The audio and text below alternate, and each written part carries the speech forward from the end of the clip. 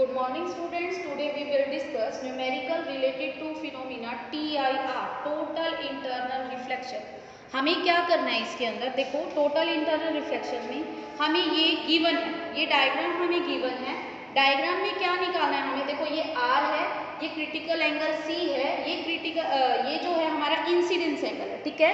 हमें क्या करना है, हमें यहाँ पर मैक्सिमम वैल्यू ऑफ I बतानी है, मतलब I की क्या मैक्सिमम वैल्यू हो कि टोटल इंटरनल रिफ्लेक्शन फिनोमिना हो, मतलब यहाँ पर क्या एंगल आए। देखो अब I की वैल्यू निकालनी है तो मुझे ये पता है, देखो I की वैल्यू के लिए मैं क्या करती हूँ, पहले मैं C निकाल लेती हूँ, क्रिटिकल एंगल, ठीक है।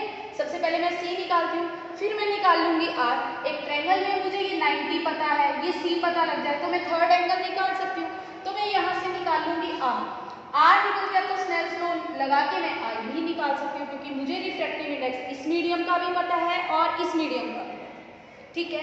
तो मुझे पता है कि जब मैंने टोटल इंटरनल रिफ्लेक्शन लिया था, जब मैंने टोटल इंटरनल रिफ्लेक्शन फिनोमिना करवाया था, तो मैंने ये मीडियम A लिया था, ये मीडियम B लिया था, मतलब जो डेंसर मीडियम लिया था वो मैंने लिया था B, ठीक है।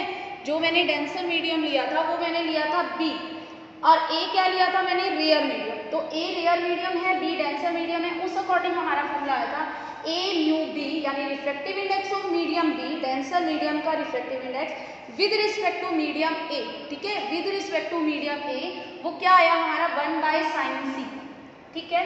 तो इधर जो B मीडियम है ये बनेगा, डेंसर मीडियम यही है, और बाहर क्या है हमारी एयर है, ठीक है। ये एयर हो गया, ये हमारा क्या हो गया डेंसर मीडियम। तो मैं इसके लिए फॉर्मूला क्या लगा सकती हूँ, A mu B is equal to 1/sin C। A mu B को मैं यूं भी तो लिख सकती हूँ, म्यू B अपॉन में म्यू A लिख सकती हूँ ना, यानी ये आ गया, तो mu B upon mu A is equal to 1/sin C, ठीक है। अब म्यू B की वैल्यू मुझे पता है 1.25, ठीक है। म्यू A की वैल्यू मुझे पता है 1 है, 1/sin C, ठीक है। यहाँ से sin C की वैल्यू आ जाएगी, sin C की वैल्यू आएगी यहाँ से 4/5, ठीक है। sin C की वैल्यू यहाँ से आ जाएगी 4/5।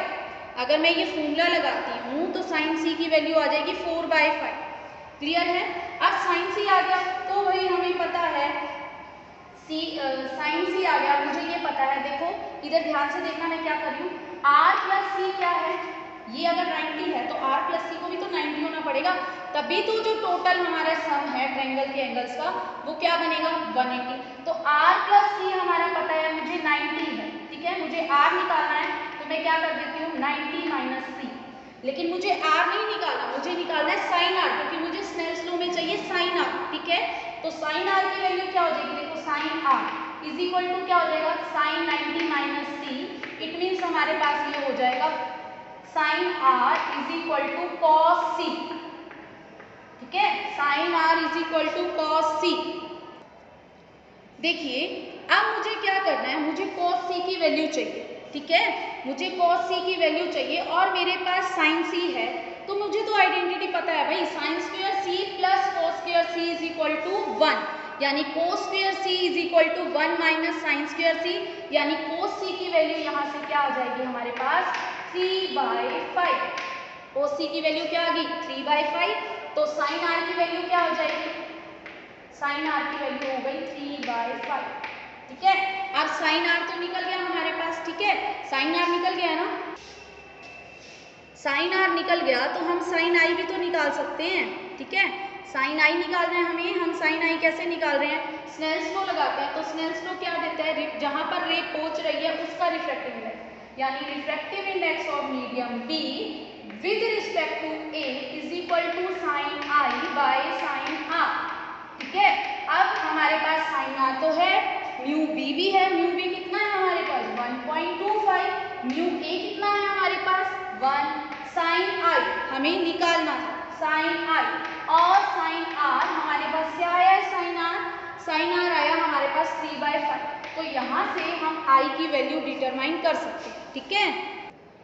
तो अब हम नेक्स्ट क्वेश्चन करते हैं। नेक्स्ट क्वेश्चन हमारा क्या है, मैं स्टेटमेंट रीड कर रही हूँ, स्मॉल बल्ब, मतलब हमें स्मॉल बल्ब को क्या मानना है, पॉइंट सोर्स मानना है। Small bulb is placed at the bottom of tank, tank के बॉटम पर हमने स्मॉल बल्ब प्लेस किया गया है और टैंक के अंदर जो वाटर दे रखा है उसकी डेप्थ है 80 सेंटीमीटर। हमें एरिया निकालना है कि जो लाइट निकलेगी उस बल्ब से वो सरफेस पे कितना एरिया कवर कर लेगी, वो एरिया हमें निकालना है और हमें रिफ्रैक्टिव इंडेक्स गिवन है वाटर का। ठीक है, मैं एक बार सिचुएशन तुम्हें दिखा देती हूँ डायग्राम बनाकर।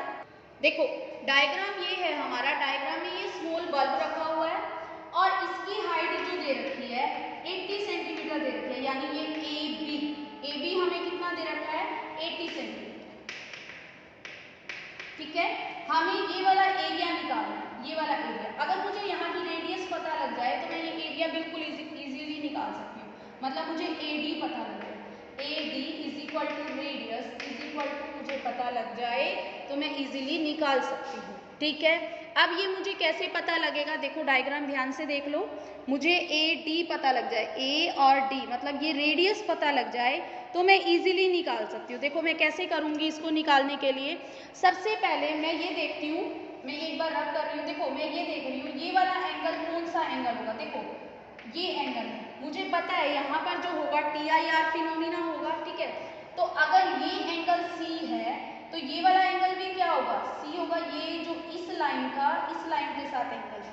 ठीक है, अगर ये एंगल हमारा C है तो ये वाला एंगल भी क्या होगा, जो हमारा जो मिड लाइन का इस साइड वाली लाइन के साथ एंगल है ये भी हमारा क्या होगा C।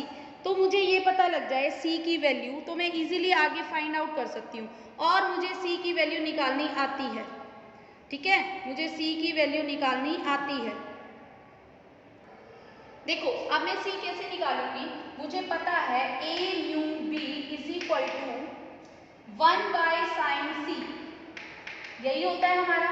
A म्यू B में B क्या था हमारा, ये वाला मीडियम वाटर, तो हमें तो यहाँ वाटर का रिफ्रैक्टिव इंडेक्स दे रखा है 4/3 जिसको हम म्यू B भी बोल सकते हैं।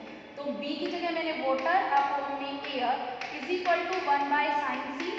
ठीक है, वाटर का हमें दे रखा है 4/3, एयर का हमारा होता है 1 is equal to 1/sin C। यहाँ से sin C की वैल्यू हम निकाल सकते हैं, ये होगी हमारी 3/4 और C हमारा क्या आया वो हम निकाल लेते हैं। ठीक है, C हमारा क्या आया वो हम, अब ये हमारे पास sin C आ गया, sin C आ गया तो इट मीन्स हमारे पास cos C भी आ गया। cos C कितना हो जाएगा हमारा, यहाँ से cos C हमारा हो जाएगा √7/4 sin square C plus cos square C is equal to 1 से, और टेंजेंट C हमारा हो जाएगा 3/7। मैंने ये तीनों फॉर्मूले निकाले, sin C, cos C और टेंजेंट C तीनों निकालिए। अब मुझे देखो, मुझे चाहिए ये AD, ये A था और ये D था, बीच वाला जो पॉइंट था ये A था, साइड वाला जो था ये क्या था D था, और B, ये मैं ट्रायंगल ले लूँ, ट्रायंगल ABD।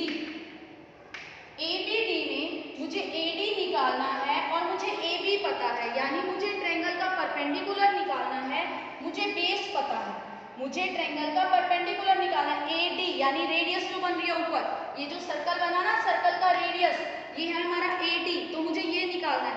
यानी टेंजेंट C वाला फॉर्मूला लगा दूं, परपेंडिकुलर, परपेंडिकुलर कितना है हमारा AB अपॉन में बेस कितना है हमारा इसका परपेंडिकुलर, सॉरी AD, और बेस है हमारा AB।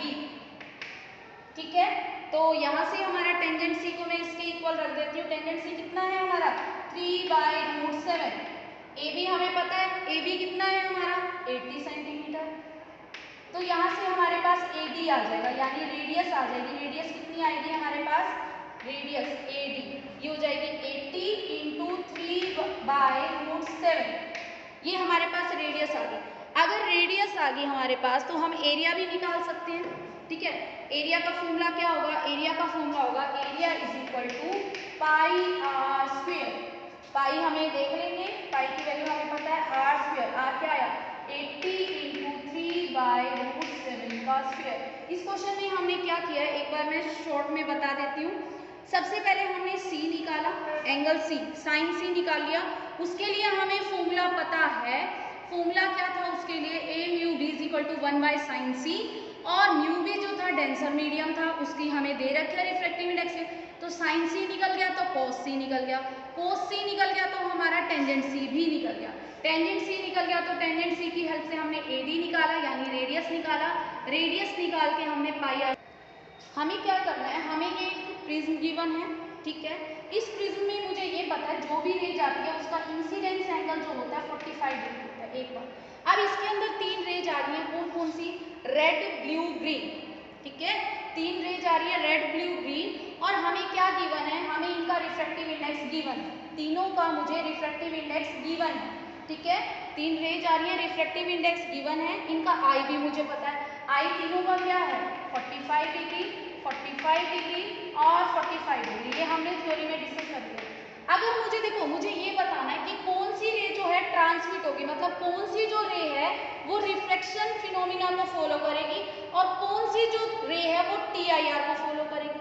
तो ये हम कैसे बता सकते हैं, अगर हमें एंगल C पता लगे, ठीक है। तो देखो अब हमें ये तीनों के रिफ्रैक्टिव इंडेक्स गिवन है, क्या तीनों के लिए हम साइन C नहीं निकाल सकते, sine CR is equal to 1/μr, यानी 1/1.39। यहाँ से जो C की वैल्यू आएगी, यहाँ से जो C की वैल्यू आती है वो हमारे पास आती है 46 डिग्री, CR क्या है हमारे पास 46 डिग्री। ऐसे sine CB is equal to 1/μB, यानी 1/4.7। यहाँ से हमारे पास आएगी critical angle for blue ray, blue ray के लिए जो क्रिटिकल एंगल होगा वो हमारा होगा 42.6 डिग्री आ जाएगा, ये हम टेबल में से देख सकते हैं। ऐसे ही साइन CG, मतलब ग्रीन के लिए जो क्रिटिकल एंगल आएगा वो 1/μ ग्रीन, यानी 1 में म्यू ग्रीन कितना दे रखा है 1.42, यहाँ से जो क्रिटिकल एंगल आएगा वो आएगा हमारा 44.6 डिग्री। चलो अब हम देखते हैं, देखो R के केस में I है हमारा, I तो सभी में 45 है, I हमारा है 45 डिग्री और क्रिटिकल एंगल है 46 डिग्री, यानी इसका जो इंसिडेंस एंगल है वो क्रिटिकल से कम है, इसका जो इंसिडेंस एंगल है वो क्रिटिकल से कम है। इट मीन्स जो है हमारा टोटल इंटरनल रिफ्लेक्शन फिनोमिना नहीं होगा, टोटल इंटरनल रिफ्लेक्शन नहीं होगा, इसका मतलब कौन सा फिनोमिना होगा हमारा TIR, यानी ये जो रे है ये बाहर में, ठीक है। तो sorry, total internal reflection phenomena नहीं होगा, इट मींस रिफ्लेक्शन होगा, रे बाहर में, ठीक है, क्योंकि इसका जो इंसिडेंस एंगल है वो क्रिटिकल से कम है। और हमारा TIR की क्या कंडीशन थी कि I should be greater than C, incidence angle should be greater than critical angle. तो ठीक है, अब सेकंड पे चलते हैं। सेकंड में हमारा क्रिटिकल एंगल है 42.6 डिग्री और जबकि जो हमारा इंसिडेंस एंगल है वो 45 डिग्री, यानी इंसिडेंस एंगल क्रिटिकल से क्या है ज्यादा है, इंसिडेंस एंगल जो है 45 क्रिटिकल से ज्यादा हो गया, यानी इसके लिए जो होगा वो क्या होगा हमारा, इसके लिए इस रे के लिए TIR, ठीक है। अब ग्रीन की तरफ चलते हैं, ग्रीन में क्रिटिकल 44.6 डिग्री और जबकि हमारा वैसे जो है हमारा इसका इंसिडेंस एंगल 45, यानी इंसिडेंस ज्यादा है, यानी इसमें भी TIR। तो इसमें क्या हुआ रिफ्लेक्शन, बाकी दोनों में क्या हुआ TIR, ठीक है, समझ आ गया। तो हमें यही बताना था कौन सी रे जो है TIR को फॉलो करेगी और कौन सी जो है हमारा रिफ्रैक्शन फिनोमिना को फॉलो। नेक्स्ट टॉपिक है हमारा रिफ्रैक्टिंग स्फेरिकल सरफेस, मतलब जो है हमारा जिससे रिफ्रैक्टिंग फिनोमिना होता है, रिफ्रैक्शन फिनोमिना होते हैं ऐसे सरफेस। ऐसे जो सरफेस है दो टाइप के होते हैं, कॉन्वेक्स रिफ्रैक्टिंग स्फेरिकल सरफेस और कॉनकेव रिफ्रैक्टिंग स्फेरिकल सरफेस, ठीक है। तो कॉन्वेक्स रिफ्रैक्टिंग स्फेरिकल सरफेस क्या होते हैं और कॉनकेव रिफ्रैक्टिंग स्फेरिकल सरफेस क्या होते हैं, ये हम डिस्कस करेंगे अभी, ठीक है। तो कैसे होते हैं कॉन्वेक्स रिफ्रैक्टिंग सरफेस, देखो ऐसे होते हैं, ये हमारा कॉन्वेक्स लेंस होता है ना इसी टाइप से, और ये इसको हम एक्सीड कर देते हैं, ये हो गया हमारा कॉन्वेक्स रिफ्रैक्टिंग सरफेस और ये होगी इसकी एक्सिस, ठीक है। यहाँ पे जो होगा रियल मीडियम, इसकी हमने रिफ्रैक्टिव इंडेक्स दे दिया μ1 और यहाँ पे होगा जो डेंसर मीडियम होगा इसको हमने दे दिया μ2, ठीक है। अब इसको हम कैसे डिफाइन करें, इसको हम डिफाइन कर सकते हैं देखो कॉन्वेक्स रिफ्रैक्टिंग स्फेरिकल सरफेस क्या है, हम इसको कैसे डिफाइन करेंगे, it is a surface whose convex surface is towards the denser medium, जिसका ये जो कॉन्वेक्स सरफेस है वो कहाँ पे है टुवर्ड्स डेंसर मीडियम, और ये ऐसे बनता है, देखो हमने एक कॉन्वेक्स जैसे लेंस होता है उसका आगे वाला पार्ट ले लेना और पीछे उसको एक्सीड कर देना, ठीक है। तो ये हो गया μ2 अंदर का जो मटेरियल है और बाहर वाले का रिफ्रैक्टिव इंडेक्स हो जाएगा μ1। ऐसे इधर करेंगे, ऐसे इसमें क्या होगा, इसको हम ऐसे बनाते हैं, यहाँ पर जो होगा आगे कॉन्केव लेंस वाला सरफेस आ जाएगा और अंदर जो है μ2 रिफ्रैक्टिव इंडेक्स, बाहर μ1। इसको रेयर मीडियम बोल दिया, इसको हमने बोल दिया डेंसर। तो इसको कैसे डिफाइन करेंगे? It is a refracting surface whose concave type surface is towards rear। इसका जो कॉन्वेक्स टाइप सरफेस था कहाँ था? डेंसर के सामने था। इसका जो कॉन्केव टाइप सरफेस है वो किसके सामने है? रेयर के सामने है। ये दो हमारे सरफेस हैं, कॉन्वेक्स और कॉन्केव रिफ्रैक्टिंग स्फेरिकल सरफेस। मैंने क्या किया, ये जो है कॉन्वेक्स रिफ्रैक्टिंग सरफेस बना दिया, ठीक है। इसमें मुझे पता है ये कॉन्वेक्स जो टाइप है ये डेंसर के सामने आएगी, बाहर का रिफ्रैक्टिव इंडेक्स μ1 ले रखा है, अंदर का μ2। तो अब इसके अंदर कुछ वर्ड्स हैं जो यूज होगा। नंबर 1 है हमारा पोल। पोल क्या होता है? पोल क्या होता है? Mid point of refracting surface. ये हमारा रिफ्रैक्टिंग सरफेस है, इसका जो मिड पॉइंट होगा ये हमारा होगा पोल, ठीक है। इसके बाद हमारे से पूछा जाएगा centre of curvature. Centre of curvature क्या होता है? सेंटर ऑफ कर्वेचर क्या होता है? देखो ये एक टाइप का कोई सर्कल था ना, इस सर्कल का जो सेंटर होगा जिससे ये बने हुए, उसका जो सेंटर होगा वो इनका क्या होगा? Centre of curvature. तो क्या होगा? Centre of curvature is the centre of sphere of which this form part. मतलब जिसके ये बने हुए हैं उस स्फीयर का सेंटर इनका क्या हो जाएगा? हमारा सेंटर ऑफ कर्वेचर। तो इसका जो सेंटर है इस तरफ आएगा ना, तो ये मान लिया मैंने सेंटर ऑफ कर्वेचर C, ठीक है। अब इसके बाद अपर्चर क्या है? ये जो है हमारा ये रिफ्रैक्टिंग सरफेस का जो साइज है इसको हम बोलते हैं अपर्चर साइज, ठीक है। अब इसके बाद करेंगे हम साइन कन्वेंशन। अब हम करेंगे साइन कन्वेंशन, ये हम पहले भी कर चुके हैं, इधर दोबारा से कर लेते हैं। 10th में हमने करी थी ऑप्टिक्स के अंदर साइन कन्वेंशन क्या होती है। साइन कन्वेंशन में क्या होता है? सबसे पहले all the distance are measured from the pole of mirror. First sign convention, all the distance are measured from the pole of mirror, ठीक है। सेकेंड साइन कन्वेंशन मतलब हम u लेते हैं, v लेते हैं, जो ऑब्जेक्ट साइज होता है उसका u लेते हैं, और जो इमेज होती है जहाँ पर बनती है वो v डिस्टेंस लेते हैं। तो ये जो है सारे के सारे कहाँ से मेजर किए हैं? u आ रहा है 30 सेंटीमीटर, तो इसका मतलब ऑब्जेक्ट और पोल के बीच का डिस्टेंस है। तो सारे के सारे डिस्टेंस हम कहाँ से लेते हैं? Pole of mirror, pole of surface, ठीक है। सेकेंड है हमारा the distance measured in the direction of incident light is taken as positive. क्या मतलब है? मान लो ये हमारे पास ऑब्जेक्ट है, ठीक है, और इससे जो लाइट जाएगी किस डायरेक्शन में जाएगी? इस तरफ जाएगी ना। तो यहाँ वाले जो भी डिस्टेंस होंगे ना, ये जो डेंसर मीडियम में जो भी डिस्टेंस होंगे वो क्या होंगे? पॉजिटिव। क्यों? क्योंकि ऑब्जेक्ट की जो इंसिडेंट लाइट की डायरेक्शन है वो कहाँ है? डेंसर मीडियम में है, तो वो पॉजिटिव, और यहाँ के क्या हो जाएंगे? नेगेटिव। अगर मान लो हमारी ऑब्जेक्ट डेंसर मीडियम में होती, ऐसे होती, तो कहाँ के डिस्टेंस पॉजिटिव होते? इन the direction of incident light, यानी रेयर मीडियम वाले तो हो जाते पॉजिटिव और डेंसर वाले क्या हो जाते हैं? नेगेटिव। इन शॉर्ट अगर मैं बोलना चाहूँ तो मैं यूँ बोल सकती हूँ, जहाँ पे ऑब्जेक्ट होता है वहाँ के डिस्टेंस नेगेटिव। मान लो यहाँ ऑब्जेक्ट था तो यहाँ वाले डिस्टेंस तो होंगे सारे नेगेटिव और यहाँ वाले सारे क्या होंगे? पॉजिटिव। इन शॉर्ट जहाँ पे ऑब्जेक्ट होता है वहाँ के सारे डिस्टेंस क्या होंगे? नेगेटिव, और दूसरी साइड के क्या होंगे? पॉजिटिव, ठीक है।